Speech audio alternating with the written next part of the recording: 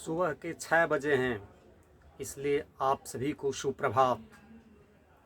मेरे प्यारे दोस्तों, माताओं और बहनों, आज हम आपकी एक ऐसी समस्या के विषय में, एक ऐसी बीमारी के विषय में बात करेंगे जो बीमारी की समूचे समाज में सभी लोगों को कुछ न कुछ ज़रूर परेशान कर रखी है। वह समस्या बाल से संबंधित समस्या है। हेयर फॉलिंग, बाल के गिरने की समस्या, बाल के झड़ने की समस्या, जड़ से टूट के गिरने की समस्या और ऊपर से टूट के गिरने की समस्या। दोनों ही समस्याएं आती हैं। किन्हीं लोगों को के बाल जो है, किन्हीं बहनों के बाल जड़ से गिरते हैं, किन्हीं भाइयों के बाल जड़ के ऊपर से टूट करके गिरते हैं। इसके आनुवांशिकी कारण भी हुआ करते हैं, मगर इसके जो महत्वपूर्ण कारण हुआ करते हैं वो कारण हैं हमारे द्वारा किए गए ऐसे कार्य जो कार्य की हमारे स्वास्थ्य विधान में गड़बड़ियाँ पैदा करती है। समय पर भोजन नहीं करना, समय पर पानी नहीं पीना, समय पर व्यायाम नहीं करना, समय पर किसी भी काम को नहीं करना, इसकी मूल समस्याओं में शामिल है।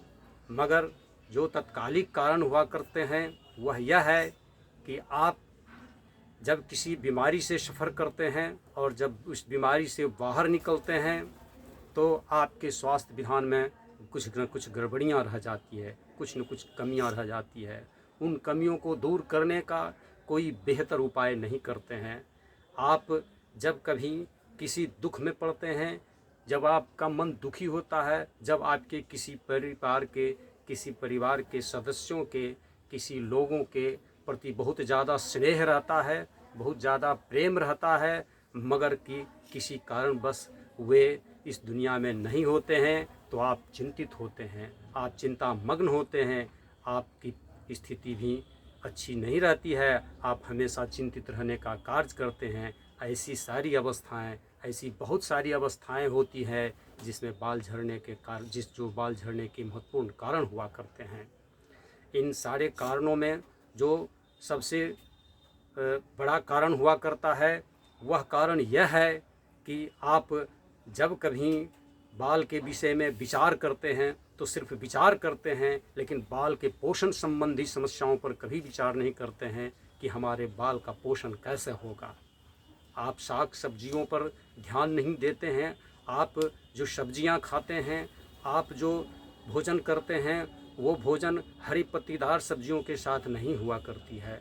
आप वह भोजन करते हैं जो भोजन की हरी पत्तीदार और सब्जियों से परिपूर्ण नहीं होता है और शरीर को, हमारे त्वचा को संपूर्ण स्वास्थ्य लाभ नहीं मिल पाता है। ऐसी हालतों में बाल उड़ा करते हैं। बाल उड़ने या झड़ने का एक बड़ा कारण स्नायु तंत्र में गड़बड़ियाँ हुआ करती है। वह यह कि जब आपका मनोमस्तिष्क स्वस्थ होता है तो आपके स्नायु तंत्र ठीक ढंग से काम करते हैं, लेकिन जब आपके मन मस्तिष्क सही नहीं होते हैं तो आपको स्नायु दुर्बलता से संबंधित परेशानियां हुआ करती है। जब आपके स्नायु कमज़ोर हुआ करते हैं तो सर के भी तंतु और स्नायु कमज़ोर हो जाया करते हैं। ऐसी हालात में आपके बाल घिरा करते हैं। बाल झड़ने की बहुत सारी समस्याएं हुआ करती है जिसके विषय में संपूर्ण बातें एक बार बताना बड़ा मुश्किल कार्य है। मगर क्या है कि जो उसकी महत्वपूर्ण बातें होती है वह उनके आपके सामने रख दी गई है। अब सवाल है कि इन समस्याओं का क्या निदान हो सकता है, कैसे ये ठीक हो सकते हैं। अब इन समस्याओं पर विचार करना है। ये बाल उड़ने की जो बातें हैं, वह बाल उड़ने की बात ही केवल नहीं होती है, बल्कि जब तक कि आपके समूचे स्वास्थ्य विधान पर हम कार्य नहीं करते हैं, आपके संपूर्ण स्वास्थ्य के सुधार का सवाल नहीं सामने लाते हैं और जब तक उसको पूर्ण रूप से ठीक नहीं करते हैं, तब तक आपके बाल झड़ने की समस्या दूर नहीं होती है।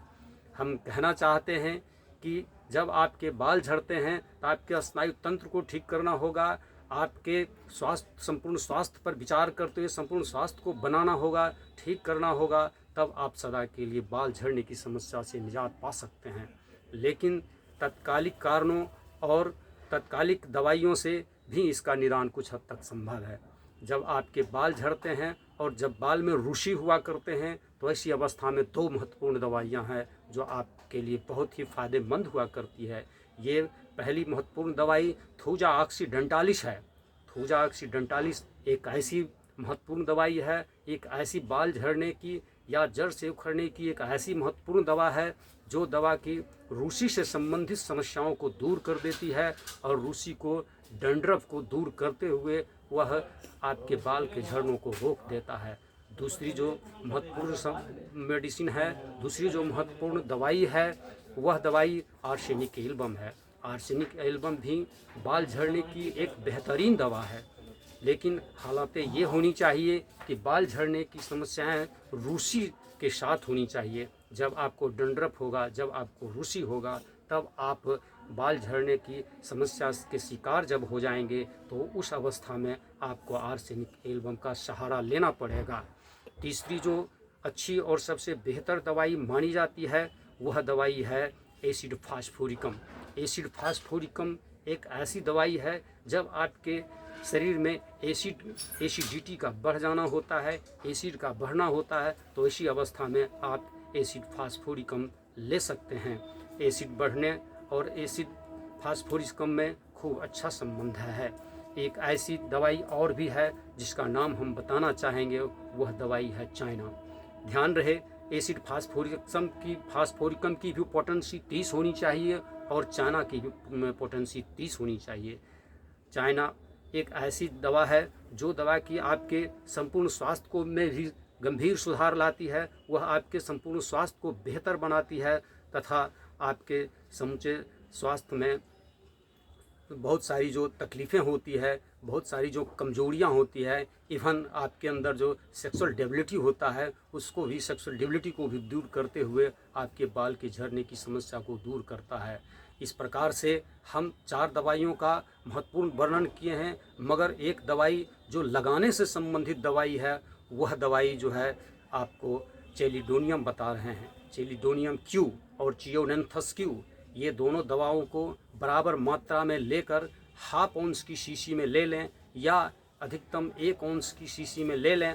फिर उस दवा को 200 ml नारियल तेल में मिला करके आप अपने बालों में लगाएं। इससे बाल झड़ना 4 से 6 दिनों में रुक जाता है।